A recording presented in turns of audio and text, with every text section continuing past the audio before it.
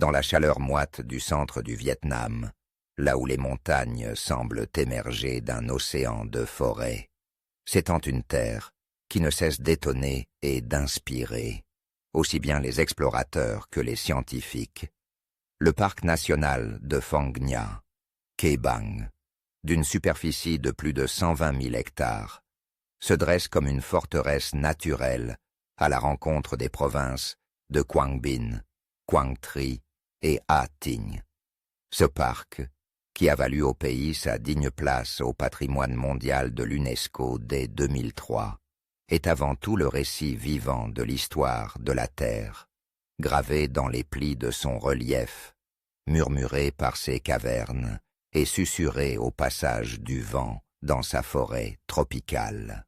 Phong Nha, Cây Bang, c'est avant tout un royaume de calcaire, où se dressent des pics escarpés, modelés par les éléments, au fil d'environ 400 millions d'années. Ces formations rocheuses témoins silencieux du temps abritent le que l'on considère aujourd'hui comme le plus vaste réseau de grottes et de rivières souterraines d'Asie. Ici, l'eau a creusé patiemment ses galeries dans la roche, créant des labyrinthes mystérieux, sculptant des cavernes dont les dimensions défient l'imagination. Parmi elles, la grotte de Son Doong, la plus grande du monde, dévoilée au public il y a une décennie à peine, déploie des espaces si immenses qu'une forêt y a pris racine et que les nuages eux-mêmes traversent ses cavités. Avancer dans les grottes de Phong Nha, c'est pénétrer dans un autre monde. Stalactites et stalagmites s'épanouissent librement, dans des formes parfois presque humaines, parfois totalement oniriques. Certaines salles abyssales, restent inexplorées, englouties dans l'ombre et le silence, protégées par des lacets de rivières souterraines à la couleur émeraude. Le bruit de l'eau qui ruisselle sur la pierre, le léger souffle du vent, s'engouffrant dans les fissures, créent une ambiance quasi mystique. Même les aventuriers les plus aguerris confirment ressentir un profond respect, voire un sentiment d'humilité face à la démesure de ces espaces préservés. Mais l'extraordinaire de Phong Nha, Cây Bang, ne se résume pas à ses entrailles. Dehors, à la lumière tamisée de la canopée, s'épanouissent des écosystèmes d'une rare diversité.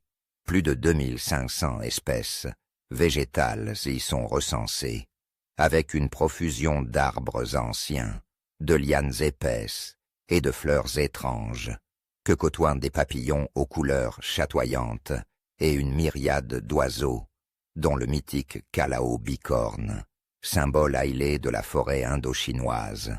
Les mammifères trouvent aussi refuge dans ces espaces sauvages. On y croise léopards, singes langours, aux longues queues blanches, ours, et même quelques spécimens discrets de pangolins ou de saola, cette énigmatique licorne d'Asie, que seules quelques caméras-trappes chanceuses ont réussi à capturer en images. Cette biodiversité fait de Phong Nha, Cây Bang, un laboratoire vivant crucial pour la science.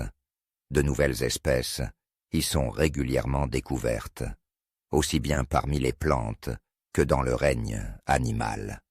En parcourant les sentiers secrets du parc, les biologistes tentent de décrypter l'incroyable résilience des forêts primaires, d'observer les dynamiques cachées de la faune, ou simplement de préserver l'équilibre fragile entre l'homme et la nature.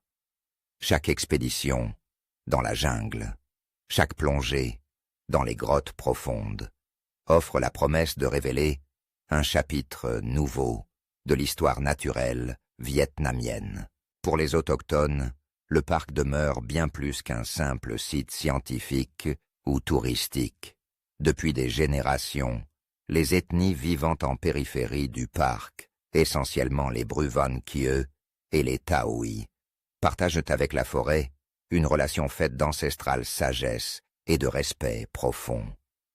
Les légendes racontent l'origine des rochers, la naissance mystérieuse des rivières, ou les esprits protecteurs dissimulés dans les arbres centenaires. Certains accès restent sacrés, interdits aux visiteurs, protégés par les tabous locaux. L'économie villageoise a longtemps reposé sur la symbiose avec la nature. Chasse, culture sur brûlis, collecte mesurée des plantes médicinales et du bois. Petit à petit, ces communautés embrassent aujourd'hui un nouveau destin, celui d'acteurs de conservation et de guides pour les voyageurs en quête d'authenticité.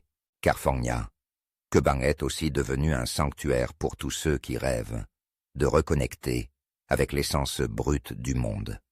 Les visiteurs y trouvent des expériences uniques.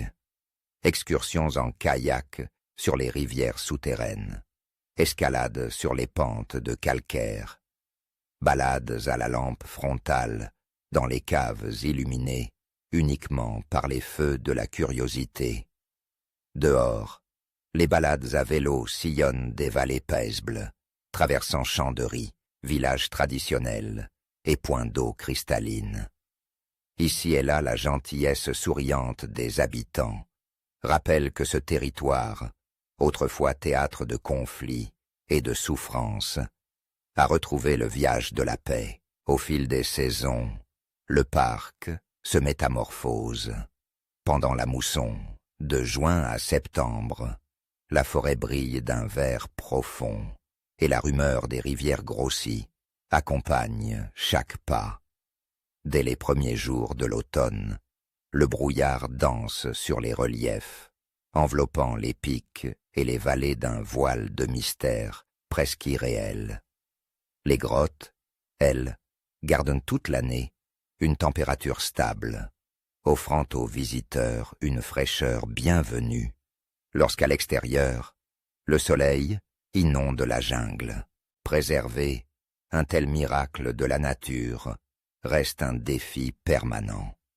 La fréquentation touristique, l'économie locale en mutation, la pression démographique et les menaces que font peser les changements climatiques incitent à la vigilance.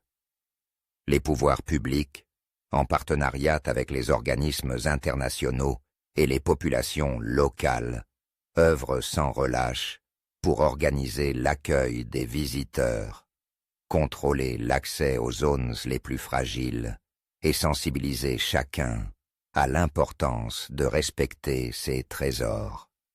Carfangna, Kebang, bien couverte au monde, n'a jamais renoncé à sa part de secret, ni à la nécessité de protéger sa magie originelle. En arpentant cette terre exceptionnelle, on comprend vite pourquoi Fangnia, Kebang, continue de fasciner le monde.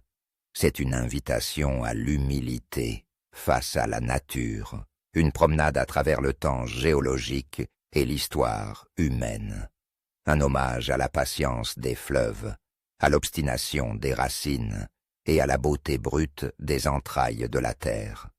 Entre ces cavités obscures et ces forêts éclatantes, il tisse un dialogue silencieux entre l'invisible et le révélé, l'ancien et le naissant.